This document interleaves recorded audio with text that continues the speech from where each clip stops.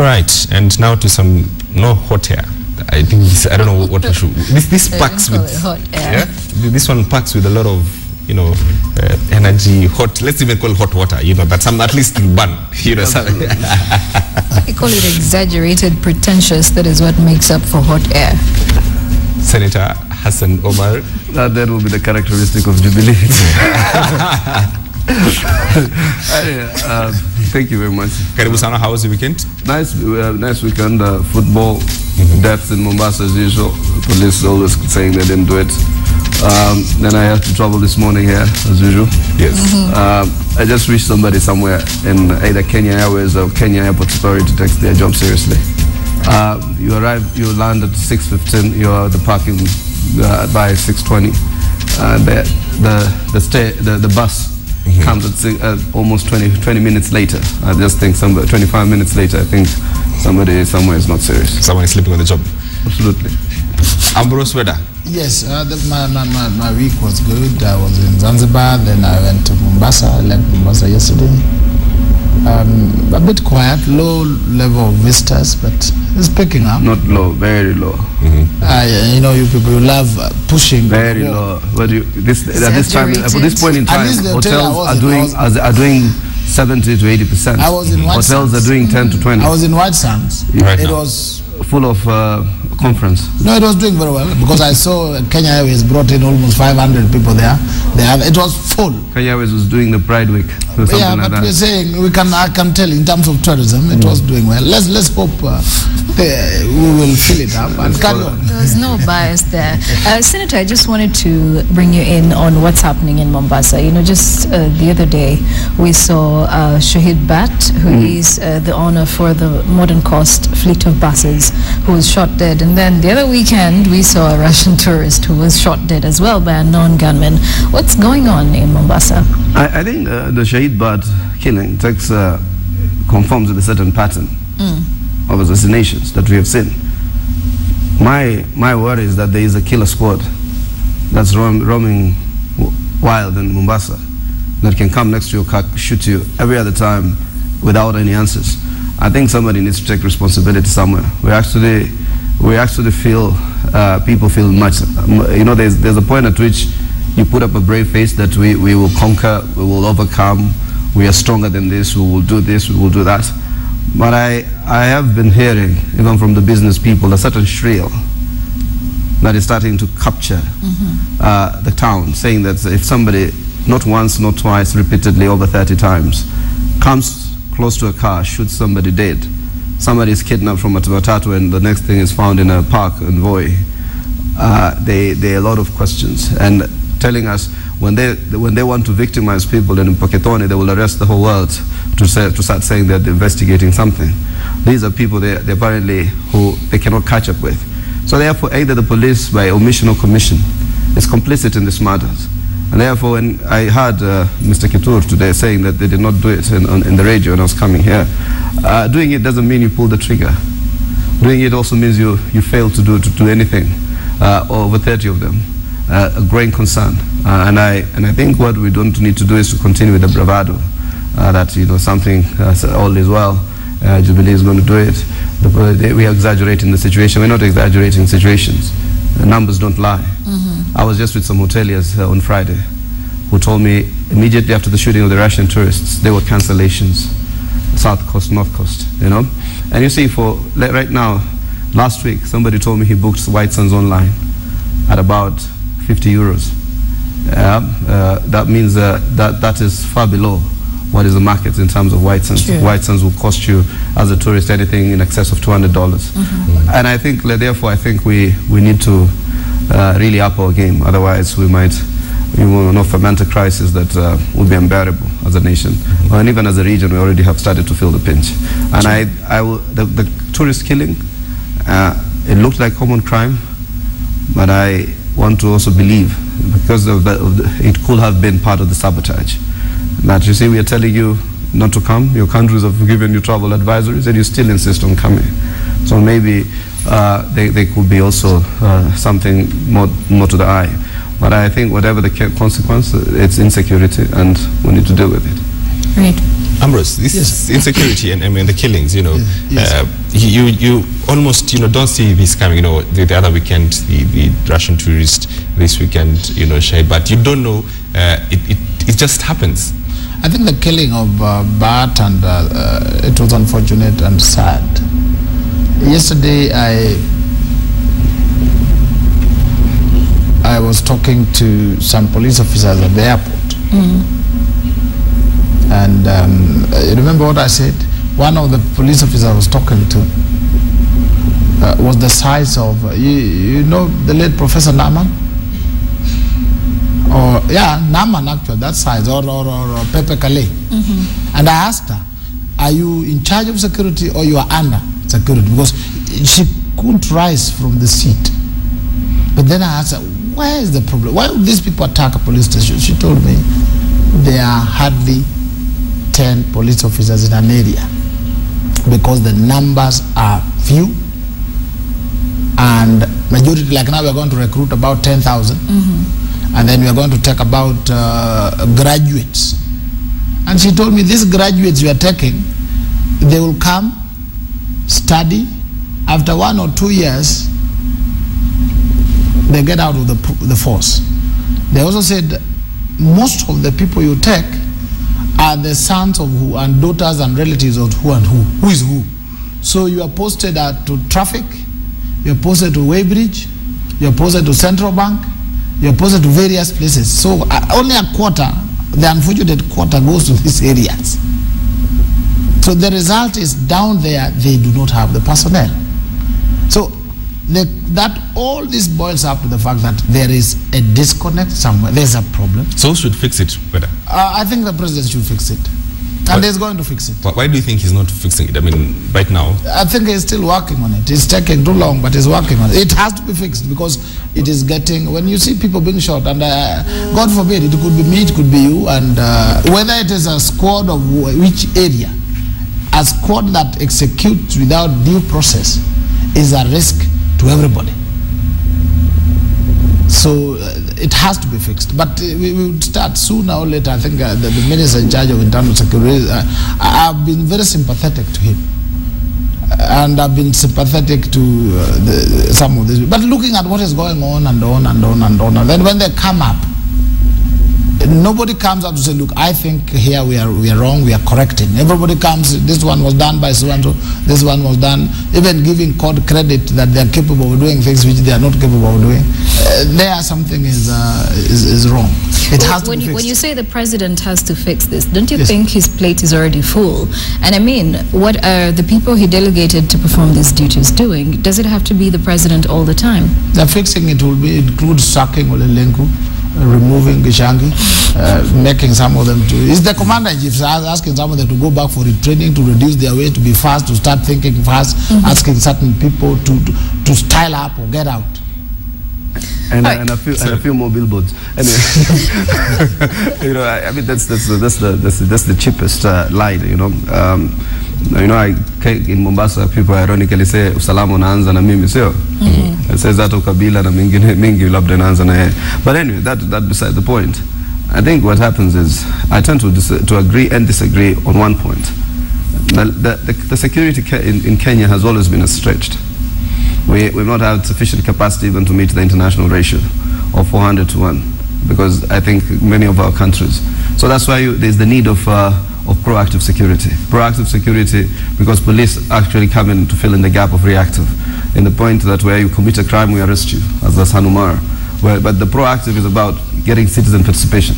And for a long time, I think the Moi regime, Kibaki's government, I think we've not had the capacity or that could necessarily meet the entire demands of security.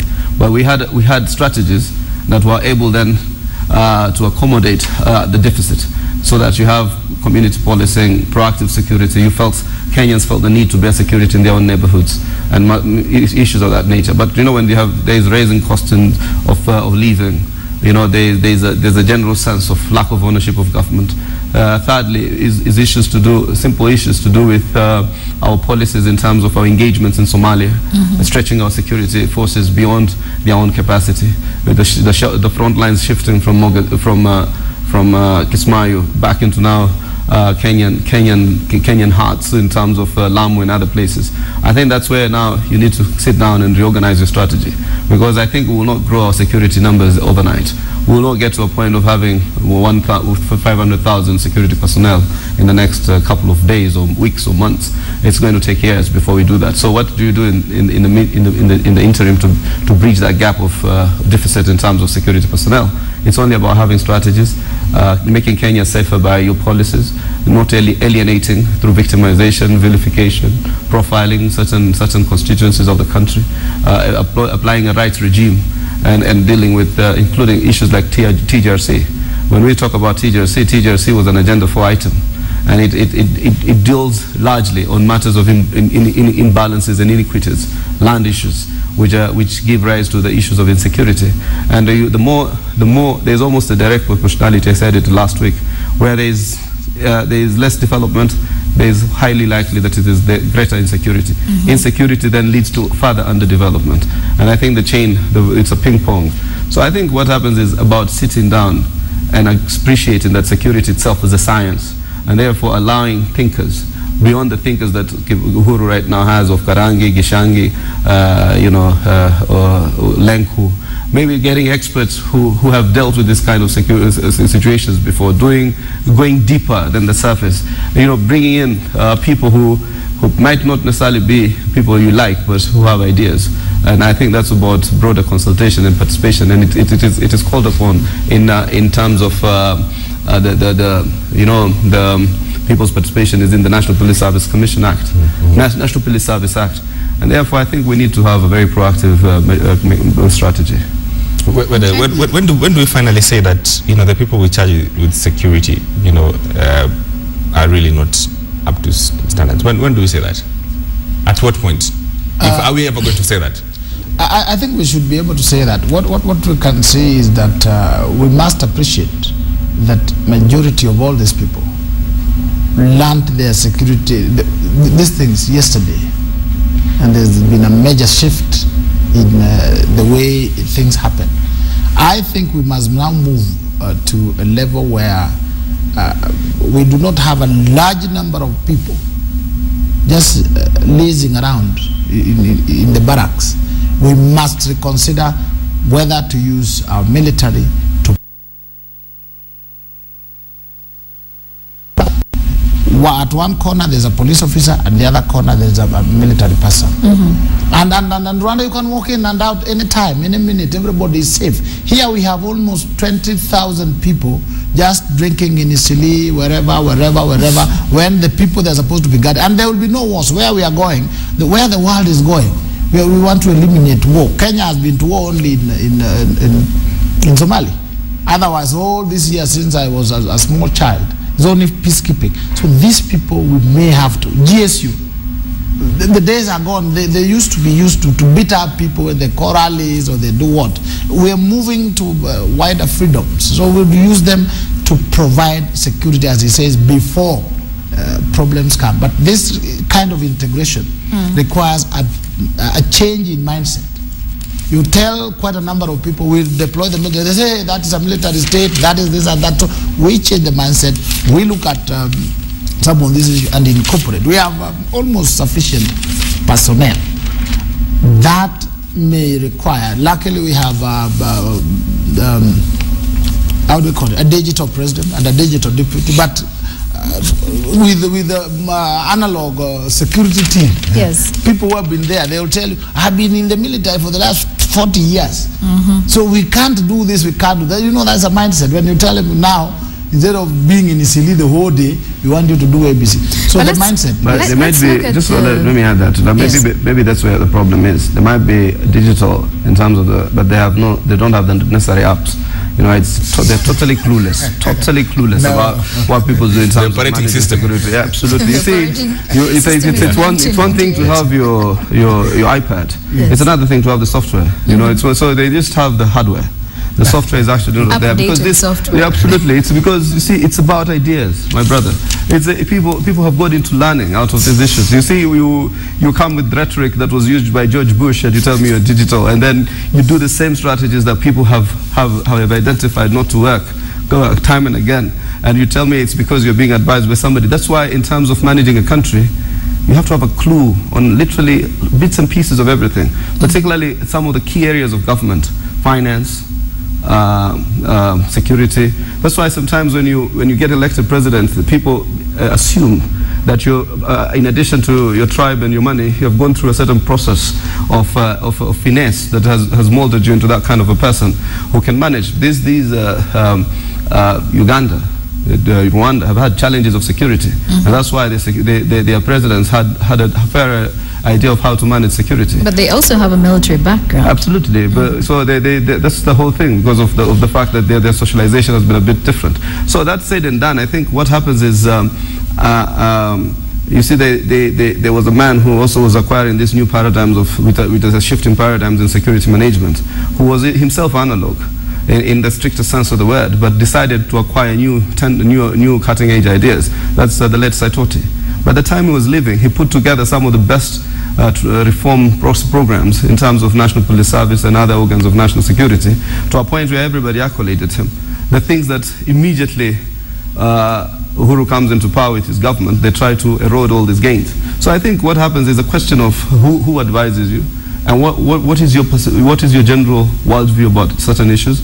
Some of us have passed through some of these areas because we handled security sector reforms over a period of 4 or 5 years, and therefore you get a general idea of what are best practices across the world, how South Africa managed its demilitarization of the police to a national police servicing authority, how New Zealand has done it in terms of best practice, so that then these are ideas that sometimes do not need to be reinvented. They need to be adopted to the kinds of challenges and situations that you have. Let me just clarify something. You know, the World Cup has just ended. Those who understood and knew how goals would have been scored and who would have passed for who were outside in the field, the football fans. They knew it. That's exactly the way he's talking. The way he's talking is like you would have passed this and you would have done security, this and that. It's not as simple as you're putting it. And I think every step is being done. Just a minute. Let me also talk. The real spectator is him. Let me also say something. You know, a lot of people, you know, you're so clueless about management. Let me tell you, let me just give him my CV. Why can't you let me finish? Because sometimes, you know, you have to protect you from ridiculing yourself to the international media. Yes. So if I have to protect you, you have to realize that we handle security sector in depth, but you acquire general ideas of what security was all about. We participated in all the transformative processes of policing. I had a small stint in the military, as small as it might be, 1 year. You get a perspective about security. So I think what you see, Weda unfortunately talks from a position of such ignorance, and sometimes out there, my brother, people appreciate you being factual. All right, there's an important line in today's Standard, and I'm sure if you go through it, you actually see just how much the government wants to involve the military in maintaining security in the country. So the state wants to deploy KDF without MPs say, and I'm thinking that this is what the country needs. But James Smart says, you know, this has to go through a certain process. But what are your thoughts towards that? Do we need to overpass or bypass Parliament when making certain decisions that have to do with security? Let me tell you, I said, and I still continue saying, that we drew the Constitution based more on our fears arising from our experiences in the past than our hopes. So we are paying the price of certain things. When you have to get the authority of Parliament to deploy, what it technically means is that you cannot respond to a critical situation quickly. If Kenya is attacked today in a flash, you will have to call the MPs, and some are in Lamu, some are coming by Kenya Airways, like the senator here, and the ramp is delayed, and you are under attack. When the commander-in-chief is there, is supposed to say, let us do this and this and this. So there must be a leeway for the commander-in-chief to be able to command those below him, under him, to do certain things in the interest of the country. It should only be that when Kenya is joining a war like Somali or another one in Sudan, then that requires the input of everybody. But other things, basic things like taking care of Kenya, taking care of internal security, safeguarding Kenya, that does not require length of procedures and consultation. And we are benchmarking with the United States of America. Even in the United States, everything, every detail, if you are going to send Karangi somewhere, you go to Parliament, no. The Commander-in-Chief has a leeway, and that's the leeway we need now. Sending people now to the Kayabombo forest or to that forest, I don't know, their lab. And the president has to go to Parliament, he has to go there must be military parade as he walks into Parliament, there must be Aden Duale trying to explain. Surely you cannot act to critical situations like that. That's why a law that allows the president to be able to take certain executive, quick military decisions is necessary. Senator? I think what happens is we were told when we were going into Somalia that it's an incursion, it's not a war, so it did not need parliamentary approval.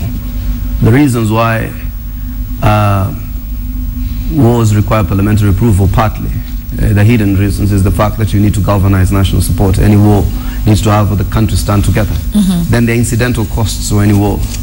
You know, you have budgets that it has a direct bearing on the country's economy, and many other issues that need to be mitigated. And therefore, when you stand with your country, with your parliament, the people's representative, it means you have galvanized the country. And any country facing an adversity must be galvanized as one.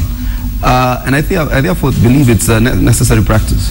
We do not want the kind of carelessness where a president can decide to order any kinds of incursions and whatever kind of terminologies and evade parliamentary audit, because finally there is also accountability, because international humanitarian law does apply.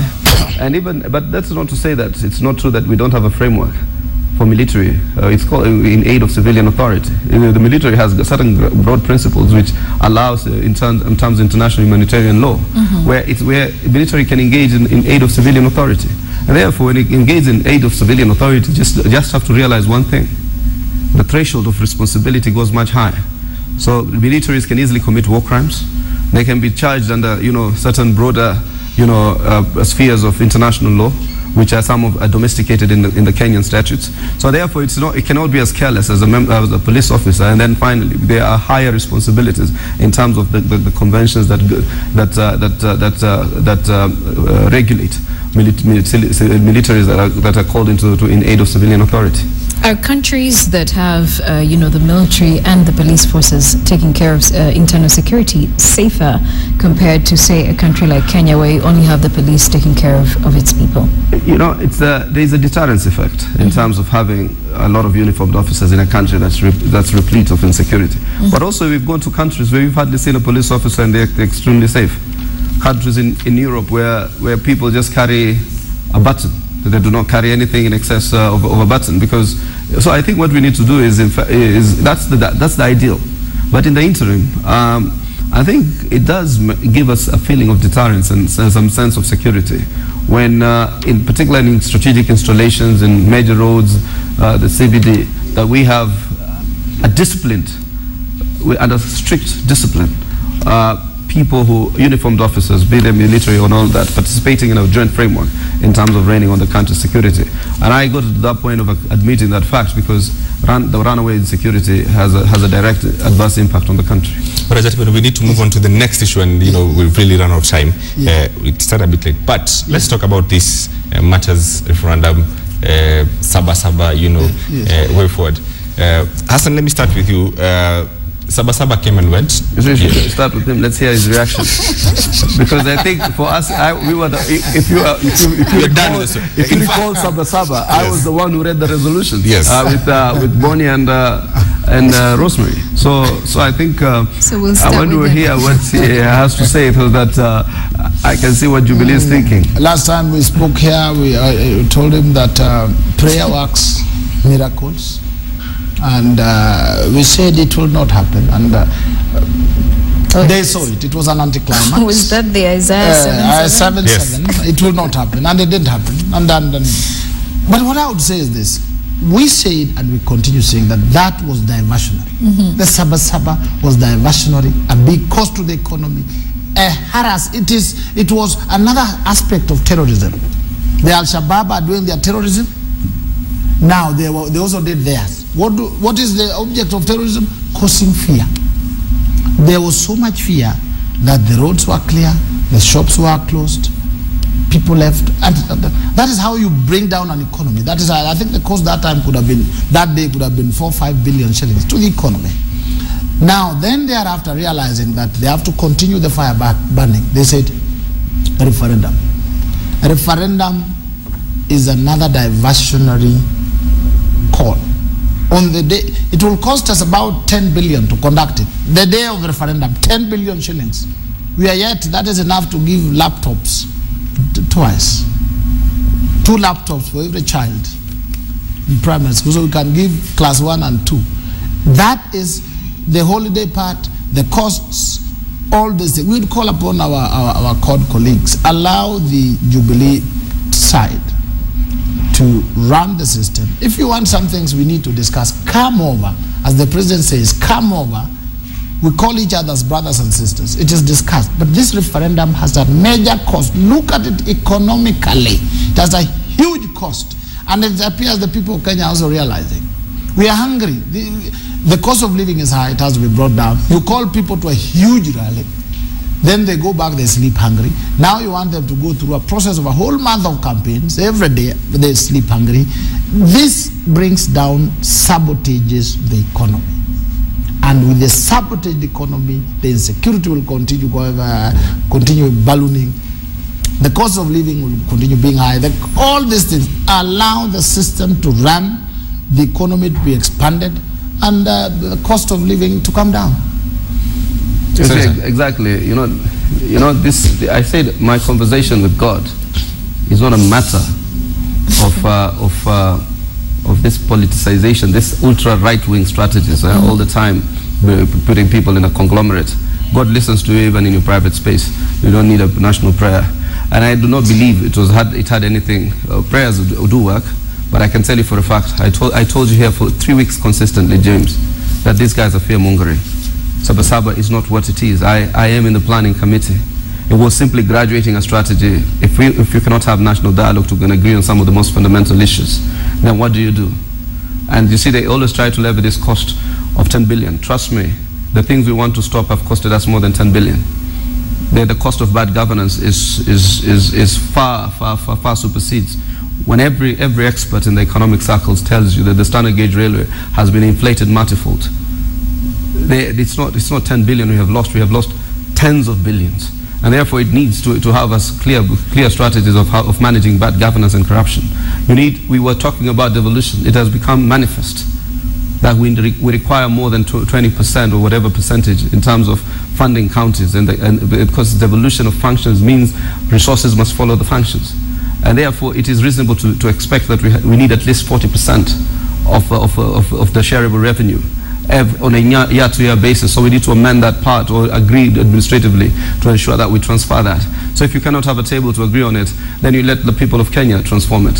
So that then it becomes you want to say amen? You are a lawyer. You are a lawyer, by the way. And I'm thinking, how viable is it, going by the Constitution, for us to even have a referendum? Absolutely, through the popular initiative. It is very viable. In fact, it doesn't require anybody's intervention. It only requires 1 million signatures, and you know for a fact CORD can raise 1 million signatures easy. Just a minute.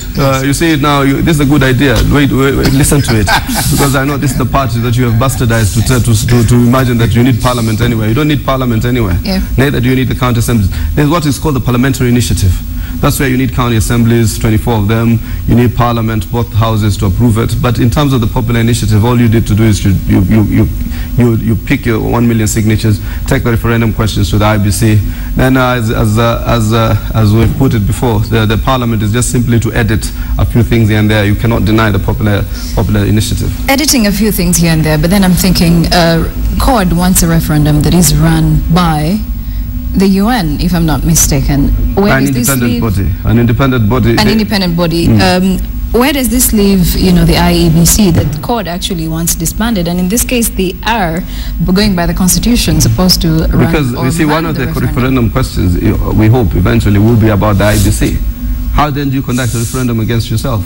Because we will collect the 1 million signatures for people who are calling for the disbandment of the IBC through a process that now translocates and transforms the IBC. We're also going to look at how we're going to review some of the commissions, merge some, get rid of others, so that we avoid the duplicity in terms of the various overlapping roles and mandates. So I think let me not preempt what the National Referendum Committee is going to do, but we almost have been able to tease out some of the issues that will require a popular drive out there so that we can be able to transform some of the issues. So we're going to make it clear that if you're going to have 1.8 trillion in terms of your shareable revenue, or in terms of the revenue of the country, you will give 40% of that revenue to counties. We want to compensate counties because some of us realize that our strength and our salvation, particularly those of us who believe that we go with rigid ethnic structure of politics in this country, my salvation is to ensure that resources reach Mombasa. Right. I think you can see, first, there are three things. One, the court is moving under the illusion, allow me to use that one, the illusion that they're speaking on behalf of the people. They are with the people of Kenya, and the Jubilee are just about 30 people or 40 or 50. The same people that decided to give them a resounding defeat during the last election, the same people. But now because they call a rally and they see about 20,000 people filling up Uhuru Park, they say now we are with the people. Now that is one. Then secondly, the second illusion, they are now saying discard the constitution, forget about it. Place a call to Ban Ki-moon and tell him, come and supervise elections in Kenya. Forget about the constitution, because the constitution is infiltrated by Jubilee and their people and their tribes' persons. Thirdly, they are saying, look, we think you are many, but we will want to do things outside. Why can't they then talk about a constitutional conference, therefore, to write a third constitution? Because this one was written within the framework of the other constitution. Are you people saying that you now want to tailor a system where you will be able to get power through other means other than the constitutional means? This referendum, as you can see, the motivation, the overall motivation is to design a constitution that will give court system power. Unfortunately, if it goes through parliamentary system, they have the tyranny of numbers today in parliament. They say we can't go through parliament because there are many there. That's an option that can be used. Yes, they say we can't go through that. They want we can't go through that. Stop reading the constitution sectional. Even if you go through the parliamentary process, even if you were to acquire the signatures or the validation in parliament, you still have to subject some of the areas of reforms, particularly devolution, to a referendum. So whether read your constitution very well. So finally, just I have to make final thoughts as you 30 seconds. Okay. Just one thing. If you look at when we want to do the biometric registration, they say never. Now the constitution talks about signatures. Okay? Yes. IEBC does not have signatures, so that you have to say, James Smart, this is my signature. That is the only way you can collect and you have a data bank of that. They don't have it. So, right. People, please join your brothers and sisters in the Jubilee to make Kenya a greater nation. Okay. We have to move forward. That's your final thought. If you thought we were going to fall into a national constitutional conference, that's not going to happen. I think our strength is about galvanizing the people. And I don't think we speak for anybody. We do speak for people. It's not that we have any iota of doubt about it. There is no iota of doubt that we speak for the people that we speak for. But finally, I think moving forward, there are a lot of governance issues that cannot be wished away. And you see, Swahili husema siku njema huonekana asubuhi. And I think the way this day has begun, in terms of the Jubilee government, it is important that we try to make sure that this, before the day becomes a regrettable day, we need to ensure that we put our country in order. And I think that will be done. Governments hang on to power, cling on to their thoughts, cling on to their policies. It happens everywhere in the world, but oppositions must do their job. Okay, Ambrose Weda, thank you very much. And Senator Hassan Omar, thank you. We're grateful. We'll do this again next week, Monday. All right, we'll now take a short break. Sport is coming up very shortly, and later on we'll be speaking to specialists who know a whole lot about sickle cell anemia, so do stay with us.